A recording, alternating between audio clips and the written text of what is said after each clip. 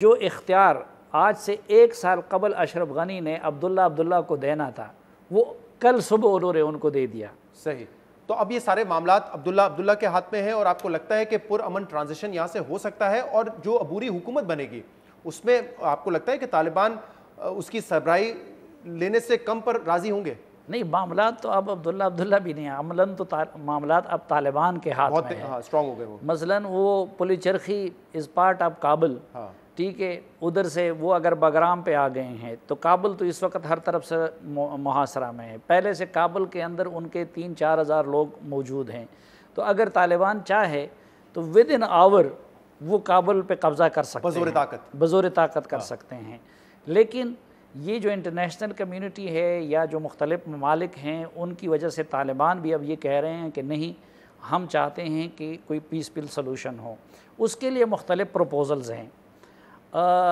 ظاہر ہے کہ جو عبوری حکومت ہوگی اس میں زیادہ سے بھی طالبان کی ہوگی، اور میری معلومات کے مطابق وہ اس میں 80% حصہ مانگ رہے ہیں، اور 80%۔ اور ظاہری بات ہے کہ اب اس کے لیے جو یا تو کسی شخصیت پہ اتفاق ہو جائے، وہ بھی ظاہری بات ہے اس میں زیادہ سے ان کی چلے گی، اور اگر شخصیت ایک پروپوزل یہ ہے کہ ایک کونسل ہو 6-7 افراد کی، کہ وہ وقتی طور پر کنٹرول سنبھالیں، اور اس کے بعد لوئے جرگہ ہو، اور اس میں پھر دوسرے عبوری دور کے لیے انتظام ہو۔ صحیح۔ نعیم، خالد لودھی صاحب بھی ہمارے ساتھ موجود ہیں۔ لودھی صاحب بہت بہت شکریہ، آپ نے ہمیں جوائن کیا۔ لودھی صاحب، کیا آپ کو نظر آ رہا ہے کہ کیا ٹرانزیشن ہو سکے گا جس کا مطالبہ جو ہے ایک عرصے سے کیا جا رہا تھا؟ وزیر اعظم عمران خان تو پہلے بھی کہہ رہے تھے کہ الیکشن سے پہلے انفیکٹ انہوں نے کہا تھا کہ ایک ایسی عبوری حکومت بنا دے جس پر سب کا اتفاق ہو، آل انکلوسیو حکومت ہوگی تو وہی مسئلہ حل کر سکے گی۔ جی السلام علیکم۔ لیکن یہ بات یہ ہے کہ طالبان نے اگریمنٹ کے بعد جو کچھ کہا ہے وہ کیا ہے۔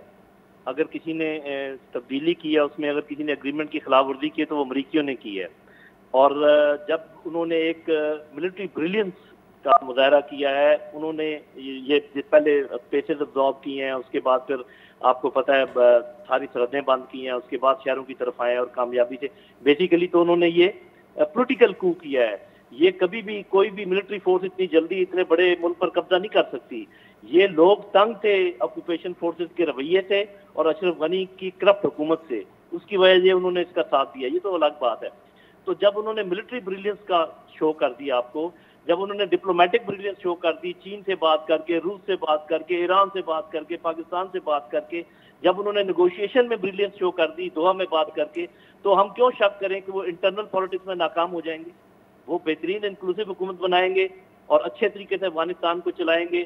اشرف غنی کے مقابلے میں کوئی بھی حکومت پاکستان کے لیے اچھی ہوگی۔ اس نے ہمارا خون بہایا، اس نے ہمارے اوپر حملے کیے، اس نے زبان سے بھی بدتمیزی کی، اس نے عمل سے بھی بدتمیزی کی۔ کوئی بھی حکومت پاکستان کے لیے اس سے اچھی ہوگی۔